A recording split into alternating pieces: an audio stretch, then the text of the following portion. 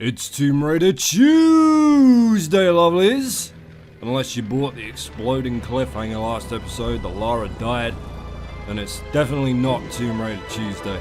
You're just staring at a blank screen right now, hallucinating the rest of her adventure as your brain struggles to properly manage your overwhelming grief. Listen to me. Get help! Get help now! But then, this is a hallucination. I'm just a voice in your head. You don't want to listen to me, do you? I might suddenly give you a good idea, like heading on over to my Patreon page and giving me all your money. For the rest of you though, welcome back to Tomb Raider 2. Be sure to wipe your soggy feet off on the doormat and mind the low ceilings as we climb aboard the 5th stage of the game and the first of 6, count them, 6 fucking levels to be set in the middle of the goddamned ocean. That's a third of the bloody game. The Offshore rig. Now, I'm not going to lie to you, Crusaders, these stages are a bit on the slow side. In fact, the entire first half of the game feels like a bit of an arduous headache right up until we hit Tibet and the design aesthetics jolt awake like a panicky man on a night bus, but I'll try my very best to keep proceedings animated and sapient on my end for you at least. Now, our first problem here is that these Italian sons of bitches have stolen away all of our goddamn weapons. And Lara doesn't get to be much of a hand-to-hand, punch-kick, drag-it uppercut kind of girl until around Tomb Raider Legends. So, to get through this window, we gotta wait until the mooks we just ran past. There we are, shoot out the glass for us, along with half a kidney according to the damage report on the health bar there. Now, that is the way I've always done it. For some reason, never once occurred to me when I was younger that it might be marginally less suicidal to just dive into the pool after breaking out of the first room and swimming over to this section right here. And with that said, I have since investigated the depths of said pool. There is a giant bastard underwater fan spinning around down there that's incredibly easy to get vacuumed up into. Usually while the dick with a gun is taking pot shots at you anyway, so potato, putatu. First dragon statuette right there. Your goodie bag for swiping all 3 in this stage is more Uzi ammo. Sweet Jesus, how will you carry it all? Where will the killing end, Lara? Not that you're trying to restock your munitions mountain or anything, because much like Natla and her idiot henchmen did when they robbed you blind just before the level in the mines back in the original Tomb Raider, forgetful pensioner Marco Bartoli might have taken your guns, but he forgot to take all your ammo, including your grenades. And you know, there but for the grace of God breathes thee, Marco. You're lucky I have seemingly no idea on how to use these grenades without launching them at 400 yards a second out of a break-action tube. You know, not that he knows that. What rabies brain fuckwit did you get to disarm me that is combing me over, finds like 8 grenades and says, yeah, she can keep them. That's probably fine.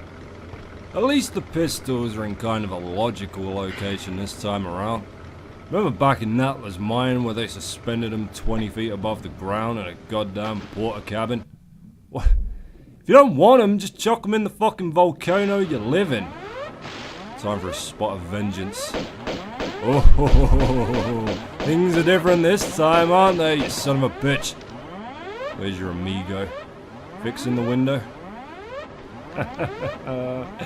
Stay away from those barrels on the right there. In fact, you know what? Stay away from all barrels you see for the next few levels at least. You go anywhere near them, they'll go chasing you around the place like Lara's got a magnetic arse cheek. Dopey draws shit breath here, celebrates his own murder by dropping you the yellow key card. You have to cycle through a few of these to get about the place. Helpfully emblazoned with the Fiamma Nera logo there, so, you know, if one of these kindly gentlemen drops one in the street, you know exactly which remote oil rig to swim out to give it back. I'm sure they won't shoot you on sight or anything. They didn't me, and I killed about 50 of them over 3 levels. And their little dogs too! There really is no reason at all why Marco wouldn't kill you. I mean, he needs you for nothing. He wasn't in a Natla type debacle, or he had to try and pop you as you broke free from his incompetent hired help and dove into a gorge. He was literally standing over your prone body. And this game has an ESRB rating low enough to mean that he didn't even once consider any of the More sordid uses for an unconscious woman, so, you know. What the fuck? Also note, when I woke up in that room at the beginning, my health bar was perfectly intact. Not a concussion or a gaping head wound from a wrench attack we all saw happen to be seen. I guess they must have felt just awful about the cowardly manner in which they snuck up on me and gently nursed me to a full recovery, before sticking me in a chamber with only one miraculously empty crate standing between me and the door lock switch and sweet freedom. Honor bound them to give me a fighting chance. It's the only explanation. A few spoonfuls of bullety goodness to gather in here. Don't get any ideas, you can't pick up the smokes on the table. Or the coffee. That might be to safeguard the health of both Lara herself and any impressionable young gamers playing, but I just picked up a bundle of harpoons there. Nothing in the entirety of Tomb Raider 2 is more hazardous to your health than trying to kill something with this wretched fucking harpoon gun. My god, what a titanic waste of time this jumble of shit is. Sweet mercy. I have no choice but to use it eventually if I want all the kills a few levels from now, which I do. No say in the matter. You can look forward to that nonsense for later though. For now, look at the size of these fucking beds. Son of a bitch, what are these for? Fiamma Nera's plan to take the fucking Harlem Globetrotters hostage? Popping the switch gives us a way out of this Nephilim bunk room. That's a really shitty bunk to have, isn't it? No peace at all. Can't even try to quietly jerk off with people always clambering up to hit that damn switch. Here's a nasty little trick. Blind corner, sheer slope. You go down it front ways, you are dead! You can kind of skip a little puzzle here if you're careful and you line this up properly. Whoop! Just about. You're meant to pull that box out on the wall next to the ladder we dropped down here on and use that to leap over the flames to this one, but you can get away with a burnt kneecap just running and jumping through the middle of the burners here. Up to you, of course. If you set yourself on fire, don't come crying to me because there's no water to put yourself out with. In fact, you can't come crying to me, can you? You'll be on fire. Your tears will just evaporate the minute they leave your eyeballs, which will burst from the heat in due time, after you fall unconscious from the pain if you're lucky. Well, carry on then. We just nailed another goon with a key card, which we'll make good use of once we have a clamber up to the top of the rig tower for the Silver Dragon. This is so satisfying. Gentlemen! I'll be taking your dragon now. Goodbye. Nothing like landing plumb on a pickup after an elaborate jump in these games, let me tell you lovelies. You can actually use one of the many little environmental bugs in this game to wiggle yourself through the safety fence at the top of the rig out there. Nothing much to see aside from the admittedly lovely sunrise, but still. Any chance to break the blood, sweat and tears of a large developmental group of well-intentioned industry professionals should be callously taken advantage of. You remember when we had to wait to get shot in the back to get through that window at the start? Well, you don't need to do that either. You can just roll through it. Not like to break it, no, just roll through solid matter. No big deal. You know, suddenly it becomes clear why Marco didn't kill Lara, doesn't it? You can't. The best he can hope to do is contain her by sending this rig to the bottom of the ocean with her inside. Hey, talking of hard work. I see you reusing the standard key animation for the electronic pass cards core. I fucking see you. She even twists it in the lock that isn't there and everything. What kind of key card do you have to twist? One that's too lazy to have its own use animation? I'm probably the first woman to set foot aboard this oil rig in a long time. They've treated me with remarkable restraint considering. Of course, Marco's not got these monkeys here to drill for oil, although I imagine that would provide a nice byline and funding for the cult's numerous track-filled mansions and opera house renovations. Marco's looking for a way to get that rickety wooden door back in the Great Wall of China open that we saw at the end of the first stage. And I mean, I guess I didn't go into it back then because we were at the end of the stage and I was just kind of signing off the episode, but that's really something of a mysteriously paper-thin plot point in this game.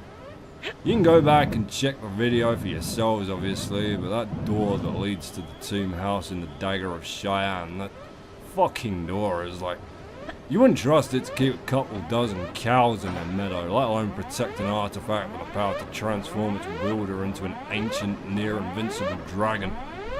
A knock with a grenade launcher would have sent that thing flying off its hinges. You could have made a stone door. Just the entire plot of Tomb Raider 2 didn't boil down to run into the four corners of the earth to find a key to pop open a wooden gate. An ancient wooden gate at that. That damn thing must be half rotted from cave moisture and bugs by this point. I mean, this oil rig alone, you know, has a very large drill attached to it. Very large, very powerful drill. Quite capable of punching through solid rock. You couldn't maybe... I'm looking too deeply into this. Excuse plot is full of excuses. That's your explanation. This could have been wrapped up in 2 levels. One at the Great Wall, and one little bonus trip over to the monastery to make fun of the monks from a helicopter, waving the dagger at them. Hey, you bored idiots! I accidentally fell against your gate and found your cursed super weapon. Yoo-hoo! I'm taking it back to mine. Gonna stick it somewhere more secure, like inside a fucking filing cabinet or a child's toy chest. Hell, maybe I'll just throw it in my freezer with my butler. So long, fuckers. Enjoy your quest for infinite wisdom, you... A wooden gate? Really?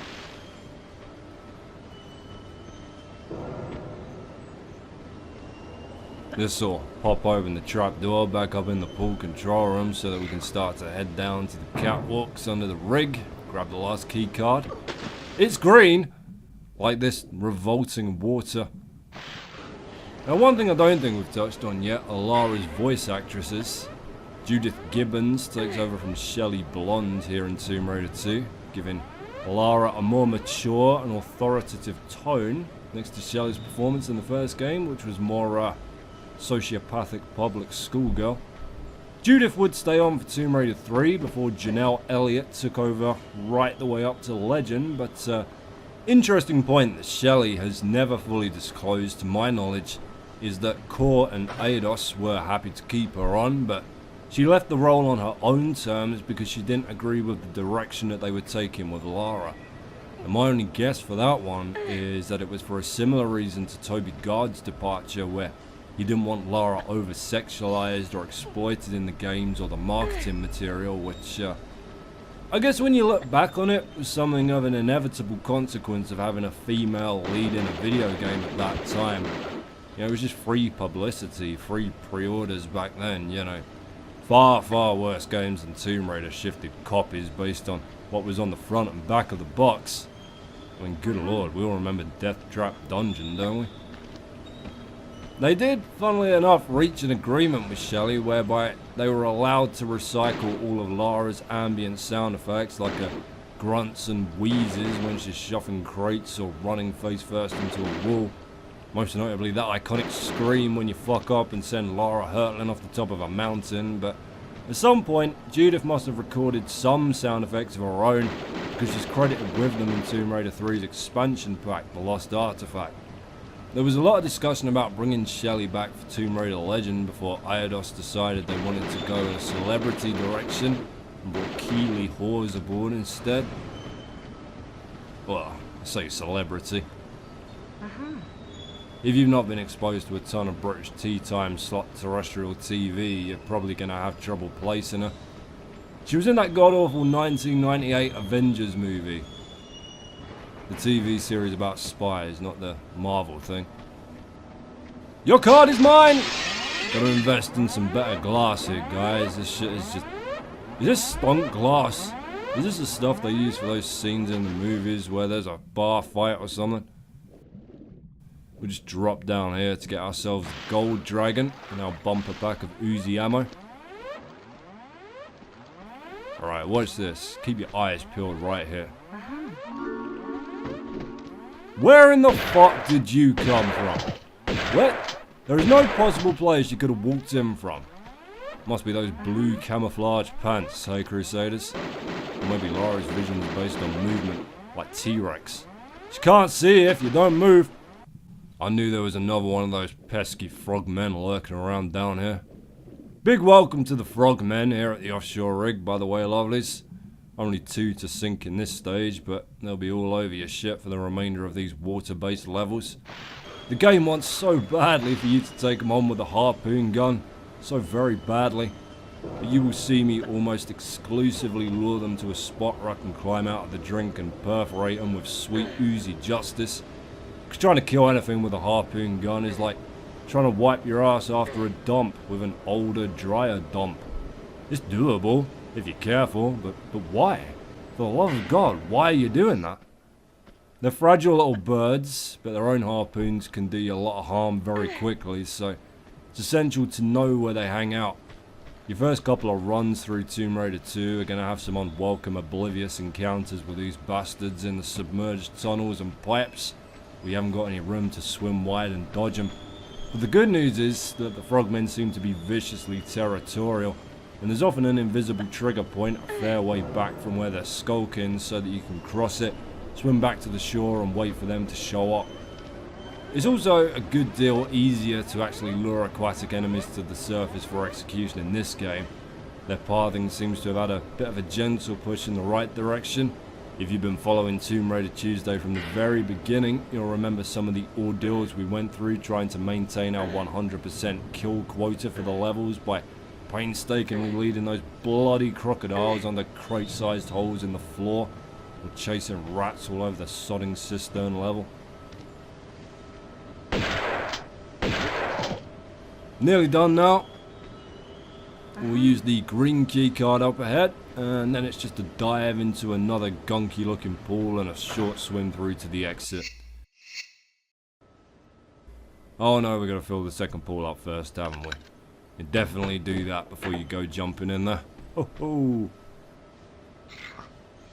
Beautiful.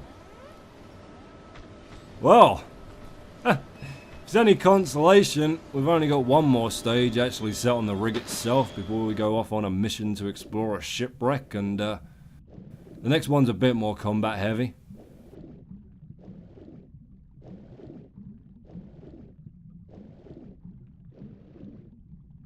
Heave, girl!